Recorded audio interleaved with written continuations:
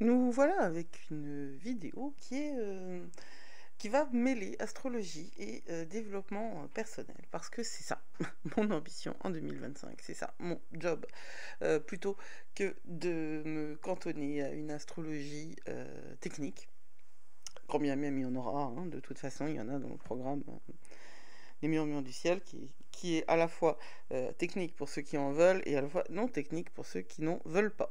Eh bien, j'ai suivi l'appel de mon âme, pour de vrai. Parce que j'ai envie de partager tout ce que je sais, tout ce que je pense, d'une manière concrète et pratique. Avec des vidéos comme ça qui sont offertes et des mini-formations qui sont associées, qui coûtent pas cher et qui permettent à chacun de tester, de goûter, d'expérimenter. L'objectif étant que vous fassiez de 2025 une année sur mesure. Parce qu'ensuite, on sera dans une action. 2026-2027, c'est de l'action. Et en 2025, on est en train d'être dans la préparation à l'action. En fait, on prépare notre terrain. Astrologie et compagnie, pour moi, c'est véritablement l'invitation à redécouvrir votre pouvoir intérieur en utilisant l'astrologie, les énergies subtiles, les mondes invisibles, et puis en redécouvrant ce que peut être. Le développement personnel, loin des incantations à la réussite et des obligations de résultat, ce qui me paraît une absurdité absolue, sachant que ce qui est une réussite monumentale pour un ressemblera à avoir gravi l'Everest, alors que pour l'autre, ce sera de sortir de chez soi. Et qu'on n'est pas du tout tous au même endroit, et qu'il n'y a absolument aucune honte à ça. Il faut honorer là d'où nous venons pour pouvoir aller là où nous sommes censés aller. Hop là. Et c'est pas pour rien que cette vidéo-là, elle succède à la vidéo sur la pleine lune en Cancer, parce que c'est dans cette énergie-là que je veux vous inviter. Dans une énergie qui sort de la tradition.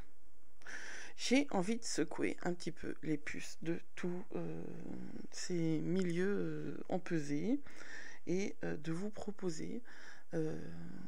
moi j'en ai assez qu'on critique le développement personnel alors qu'il suffit de le changer. J'en ai assez qu'on critique la spiritualité alors qu'il suffit de l'expérimenter à sa taille, à sa mesure. Et donc on va parler de cette zone de confort aujourd'hui et on va trouver des manières différentes qui sont réellement à l'image de ce que je fais dans l'astrologie et compagnie, qui utilisent réellement l'astrologie, les énergies subtiles et les mondes invisibles pour vous offrir la possibilité justement de marcher sur les nuages et d'aller vers un vortex de couleurs, parce que j'adore cette image avec des fleurs et tout. C'est trop cool. C'est quoi la zone de confort? La zone de confort, c'est un cocon douillet auquel vous êtes habitué. Ça s'appelle zone de confort, mais c'est pas confortable. C'est un jean usé, il est trop abîmé, on est super attaché, on l'a porté à des moments super importants de notre vie, mais il est trop serré, il est trop abîmé. Et rester là, c'est refuser l'appel subtil de son âme, parce qu'on doit aller quelque part. On a une vie et une seule, et elle nous est donnée pour mener une mission et pour aller dans une direction. Ça, moi, j'en suis certaine. Je me suis perdue pendant des décennies avant de comprendre qu'il y a une mission derrière chaque jour qui s'écroule. Qui s'écroule. Bah bravo. Chaque jour qui s'écoule. En fait, je pensais à toutes ces années que j'ai passées un peu comme les prisonniers qui marquent le jour passé d'une barre à la craie sur les murs de leur prison. Et ce que moi j'ai réussi à faire, j'ai envie d'aider les autres à le faire aussi. Et pour ça, il faut faire un minimum d'efforts. Pas gros l'effort, mais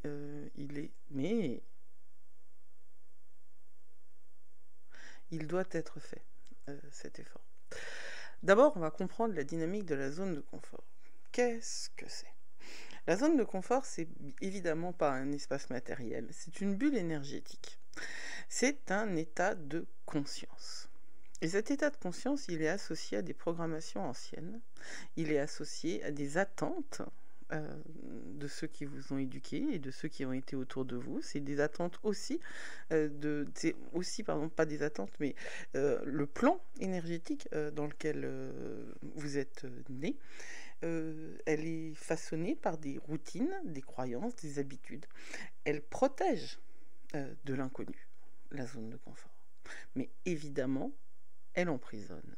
Elle a comme bénéfice cette sensation de sécurité apaisante, la stabilité. C'est un espace énergétique, donc un espace, un état de conscience dans lequel l'anxiété semble moins pesante. Parce qu'au total, elle ne l'est pas. Elle ne l'est pas. Et elle n'est pas du tout un synonyme de bien-être en vérité. Et ça, il faut vraiment le comprendre, la zone de confort peut être un espace où on est malheureux. Parce que quelque part, on le sait. On connaît. Le malheur, on connaît. La tristesse, on connaît. Avoir le cœur brisé, on sait ce que c'est. Et c'est notre zone de confort. Alors, le dire comme ça, c'est évidemment, je sais qu'il y a des gens, ils vont arrêter la vidéo là. Parce que c'est insupportable. Mais la résistance à la guérison, c'est quelque chose qui est connu, hein, même en dehors du développement personnel, d'astrologie, des énergies subtiles. C'est un truc extrêmement documenté et informé dans les milieux de la psychologie. La résistance à la guérison, aussi bien d'ailleurs physique que psychique, c'est une manifestation de l'inconscient. Si l'inconscient pense que, aussi paradoxal que ça puisse paraître, l'inconscient, il n'est pas raisonnable, hein. L'inconscient, c'est un mouvement qui est là pour perpétuer des structures mises en place à un moment très ancien de votre vie. L'inconscient, c'est ce qui s'est construit dans le corps aussi pendant les premiers mois de votre vie, les premières années. Hein, au moment où votre cerveau, en tant qu'il est un organe de pensée, et de conscientisation, et de projection, et de calcul, n'était pas encore performant. La zone de confort, ça peut tout à fait être se sentir mal, se sentir frustré, être malheureux. Ça peut tout à fait être le point dans lequel on n'avance pas. D'ailleurs, parce que c'est la définition de la zone de confort, on n'y avance pas. Alors évidemment, il y a des limites. Ces limites, elles sont super importantes. C'est qu'on est dans une stagnation qui nous éloigne de l'évolution personnelle. Cette évolution personnelle, elle est notre mission de vie. On a chacun une mission d'âme différente, mais mais la mission de vie de chaque humain, c'est d'évoluer et c'est de grandir. Et puis, la zone de confort, en fait, elle nous donne une frustration intérieure grandissante qu'on n'est pas toujours en capacité de voir parce que elle crée la tension entre ce qui a été et ce qui doit être. Nous ne sommes pas, surtout en 2025, destinés à vivre selon les programmations de nos parents, grands-parents, de toute la transgénérationnalité de notre histoire. Nous ne sommes pas destinés à vivre non plus selon les dictats du karma, ou en tout cas des contrats passés dans des vies antérieures. Nous avons les capacités de dépasser tout ça, et nous avons la capacité de sortir de la peur. La zone de confort, aussi surprenant que ça puisse paraître, elle est énergétiquement associée à la peur. Et la peur, c'est s'il y a un truc dont on doit se libérer en 2024, vraiment, hein, pour obtenir autre chose que des drames, c'est de la peur. Et pourtant, elle est là, elle est rampante, elle est pernicieuse, elle est générale, elle est sociétale, mais elle est individuelle aussi, cette peur. Alors il faut sortir de cette zone de confort, et il faut la voir comme un refuge temporaire, et certainement pas un lieu pour s'établir à vie. C'est pas du tout un endroit c'est un endroit dont on part. C'est un point de départ. Et là, moi, je vais vous inviter à regarder cette notion-là à partir d'un point de vue astrologique. Il y a des signes qui sont plus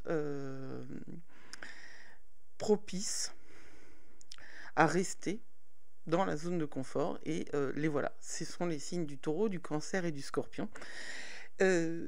Non pas parce que parce qu'ils sont des signes fixes, hein, puisque le Taureau et le Scorpion sont fixes, mais pas le Cancer. Le Cancer est un signe cardinal, mais parce que ils ont une tendance, les trois, il y a deux signes d'eau quand même et un signe de terre, à avoir du mal avec le changement, et on va voir pourquoi. Le taureau, il est ancré dans le besoin de sécurité absolue. Le taureau, c'est le signe qui ne change pas, par essence.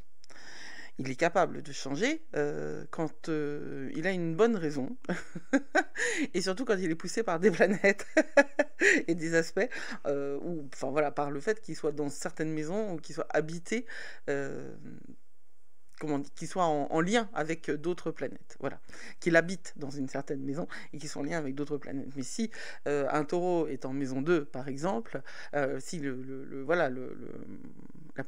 signe du taureau arrive en maison 2 et que dans cette même maison, il y a aussi Saturne, ça va être compliqué de bouger. Parce que là, il y a vraiment une importance astrologique portée sur la structure, la stabilité et la sécurité. Et ça voudra dire quelque chose dans le thème de quelqu'un.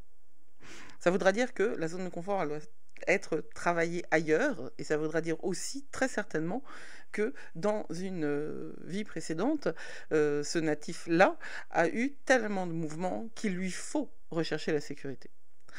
Mais que cette sécurité, elle peut être délétère, elle peut être létale. Faut pas oublier que, en vérité, énergétiquement, il n'y a pas d'arrêt. Soit ça monte, soit ça descend. Soit on avance, soit on recule. Et ça n'existe pas, la stagnation. La stagnation, c'est la mort, c'est la fin. Et en fait, c'est vraiment quelque chose qu'il faut intégrer, tout autant que l'on doit intégrer la notion de repos et qu'on doit quitter cette vision libéraliste épouvantable de notre société qui nous pousse à agir et à produire en permanence et à consommer en permanence.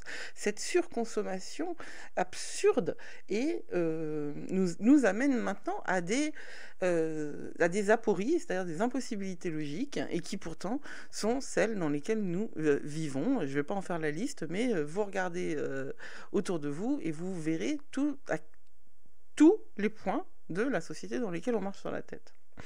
Et c'est lié à cette société de consommation, surconsommation, qui n'a respecté ni les besoins, ni les besoins de chacun véritablement, ni les ressources auxquelles on a accès. Le cancer, c'est le signe par essence de la ressource. C'est un signe qui est nostalgique. C'est un signe qui retrouve du réconfort et qui trouve des repères dans la famille et dans la répétition de rituels.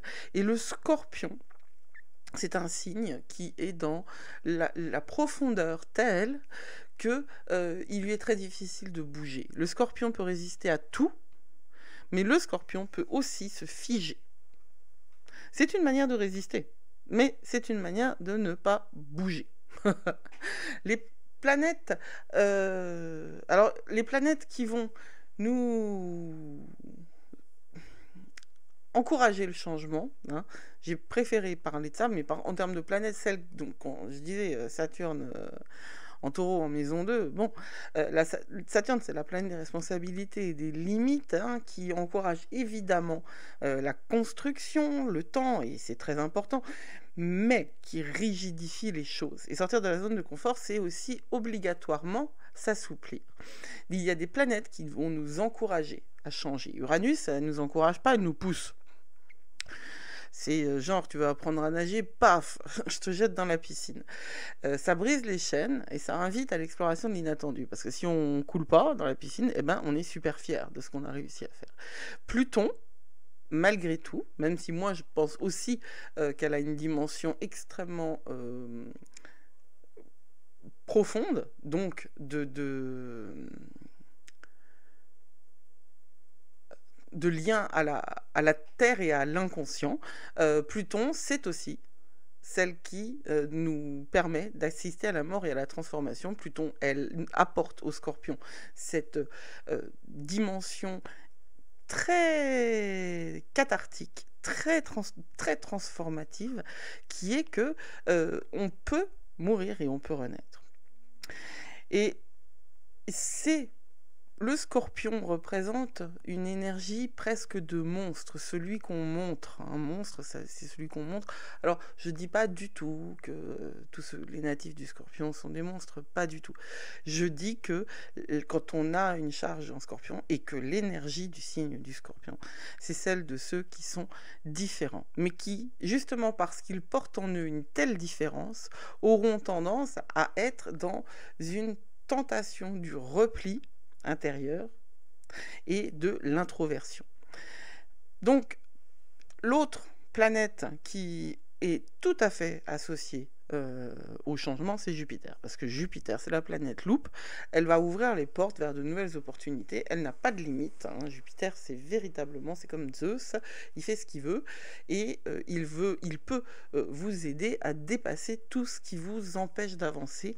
Et Mars aussi, bien sûr, la planète guerrière. On ne peut changer si on ne canalise pas un petit peu d'énergie guerrière. Et donc, il y a des transits astrologiques à surveiller, comme le transit d'Uranus, qui souffle toujours un vent de rébellion, et Uranus est très actif cette année 2025, donc surveillez Uranus dans votre thème aussi, et profitez des moments où Uranus, qui est encore en rétrogradation au début de 25, va passer en direct et va nous aider à grandir et à avancer. Les conjonctions et les oppositions de Pluton, qui sont actuelles aussi, nous garantissent une transformation profonde, mais elle est hyper inconfortable et elle va nous libérer. C'est ce qu'on est en train de vivre en ce moment. Et le retour de Saturne dans votre vie, c'est le moment de bilan. C'est un parfait moment pour redéfinir les priorités. Il y en a trois dans une vie de 100 ans, mais les deux essentiels, ils ont lieu entre 28 et 31, et 56, 57 et 60, 61. Parce que, pourquoi il y a de tels délais? Eh bien, parce que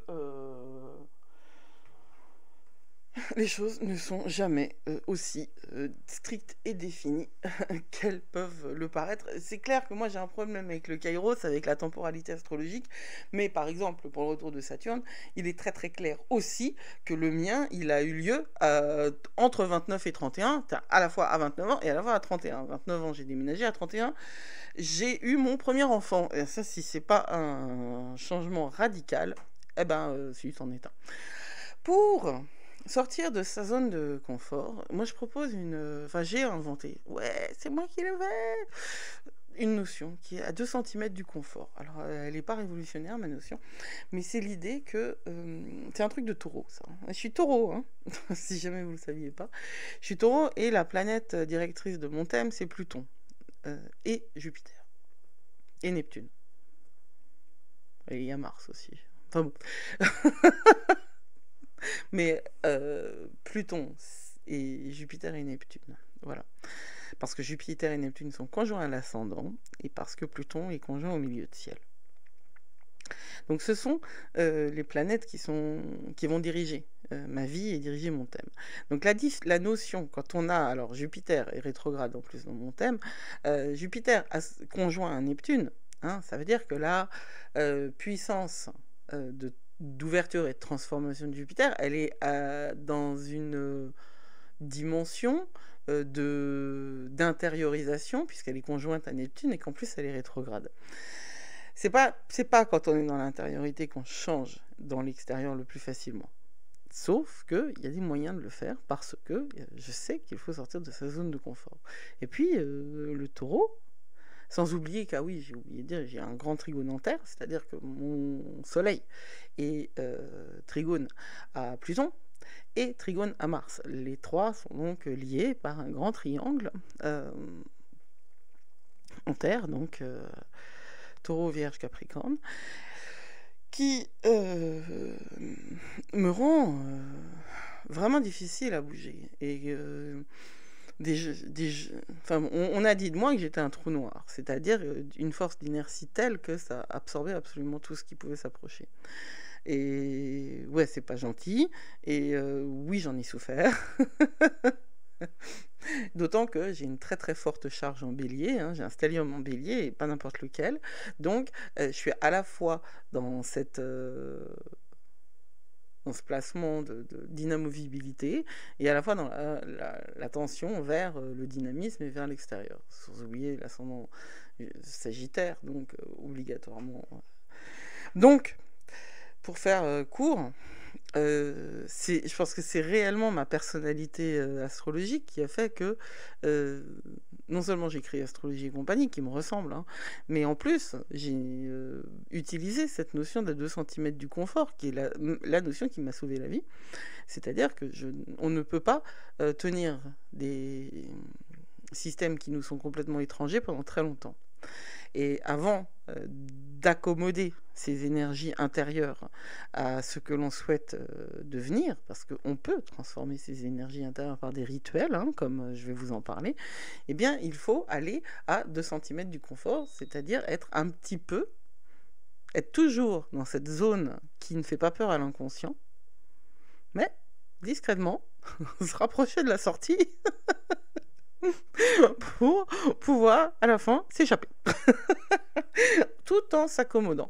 Parce que, pour moi, se balancer dans la flotte pour apprendre à nager, c'est pas la bonne méthode. C'est peut-être tout à fait la méthode nécessaire pour certains, mais pour des gens comme moi, non. Hein, vaut mieux y aller doucement. Et une fois qu'on s'est accommodé, là, on se barre. Mais 2 cm du confort, c'est utiliser la puissance que vous avez d'être ce que vous êtes, en faisant des petits efforts quotidiens. Alors oui, c'est la méthode des petits pas, oui, c'est le Kaizen, mais c'est aussi formulé comme étant à 2 cm du confort pour des gens qui, comme moi, considèrent que les petits pas, c'est très bien, mais on peut revenir en arrière. Les gens qui, comme moi, considèrent que c'est vraiment pas le premier jour qui est compliqué, mais le 348e. Parce que c'est quand on est dans le début, quand on a une charge en bélier, le début, c'est pas compliqué. Quand on est né juste après la nouvelle lune, le début, c'est pas compliqué. C'est pour ça que se connaître, c'est vraiment essentiel, et l'astrologie permet de se connaître. C'est vraiment essentiel pour pouvoir faire un développement personnel à sa mesure.